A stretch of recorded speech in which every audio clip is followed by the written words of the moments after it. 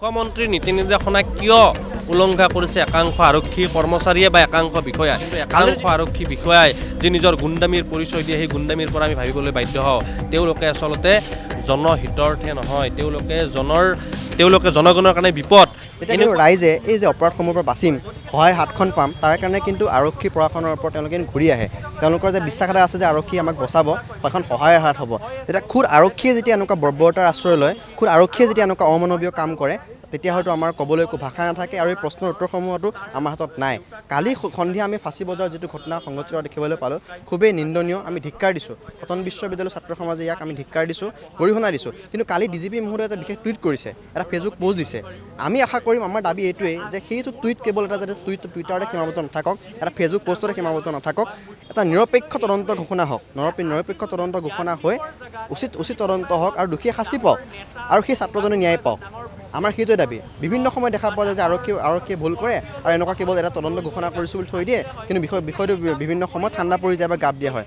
আমি আশা কৰিম এই বিষয়টো মুখ্যমন্ত্ৰী মহোদয়ে হস্তক্ষেপ কৰক আৰু সৰ্বসাধাৰণ ৰাইজৰ যাতে এই যন্ত্ৰটোৰ প্ৰতি, এই যে আৰক্ষী প্ৰশাসন এই যন্ত্ৰটোৰ প্ৰতি যাতে আস্থা বিশ্বাস নেহেৰায়, আৰু যদি হেৰাইছেও এই আস্থা আৰু বিশ্বাসখিনি যাতে অনাগত দিনত ঘূৰি আহে, তাৰ কাৰণেহে আচলতে তেনেকৈ পদক্ষেপ হাতত লোৱা উচিত। আচলতে এই মুষ্টিমেয় এজন বা দুজন বিষয়াৰ কুকীৰ্তিৰ বাবে, ভুলৰ কাৰণে পৰিণাম কিন্তু ভুগিব লগা হয় সমগ্ৰ ৰাজ্যখনতে আৰক্ষী বিষয়াসকলে। এতিয়া মই বহুতো আৰক্ষী বিষয়াসকলৰ ব্যক্তিগত আমাৰ চিনাচিনি আছে, সকলো বিভিন্ন বিষয়াৰ লগত ভাই ককাইৰ দৰে সম্পৰ্ক।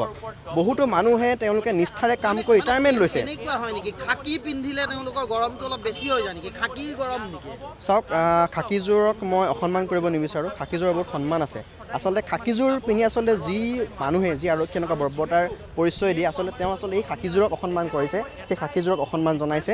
আৰু এই ব্যক্তিসকলৰ কাৰণে, এই মুষ্টিমেয় এজন দুজন বিষয়াৰ কাৰণে সমগ্ৰ একদম সৰুৰ পৰা ডাঙৰ বিষয়ালৈকে যি নিষ্ঠাৰে কাম আগবঢ়াই ৰিটায়াৰমেণ্টলৈ গৈছে, সেই মানুহখিনি আচলতে বদনামত পৰিব লগা হয়, সেই মানুহখিনিয়ে কথা শুনিব লগা হয়।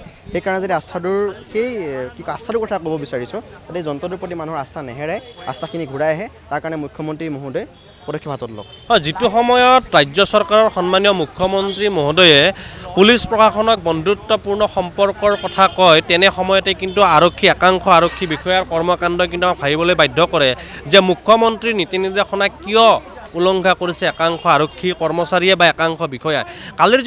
কালিৰ ঘটনাই আমাক এটা কথা স্পষ্ট কৰি দিলে যে অসম আৰক্ষীৰ একাংশ বিষয়াই তেওঁলোকে আইন হাতত নিজাববীয়াকৈ তুলি লয়।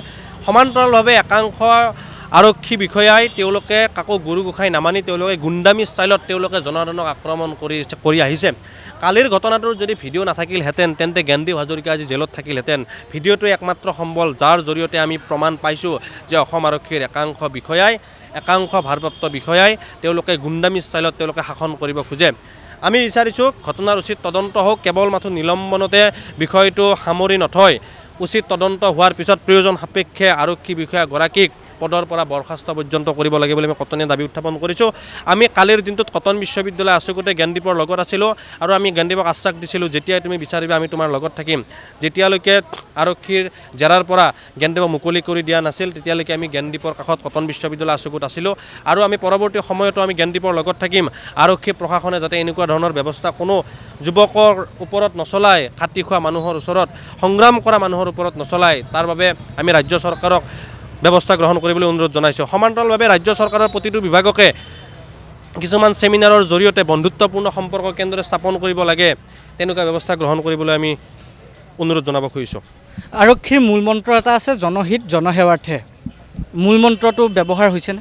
হয়, 100% হোৱা নাই। একাংশ আৰক্ষী বিষয়াৰ জৰিয়তে একাংশ আৰক্ষী বিষয়াক আমি ভগৱান সদৃশ বুলি ভাবোঁ, কিন্তু একাংশ আৰক্ষী বিষয়াই যি নিজৰ গুণ্ডামীৰ পৰিচয় দিয়ে, সেই গুণ্ডামীৰ পৰা আমি ভাবিবলৈ বাধ্য হওঁ তেওঁলোকে আচলতে জনহিতাৰ্থে নহয়, তেওঁলোকে জনগণৰ কাৰণে বিপদ।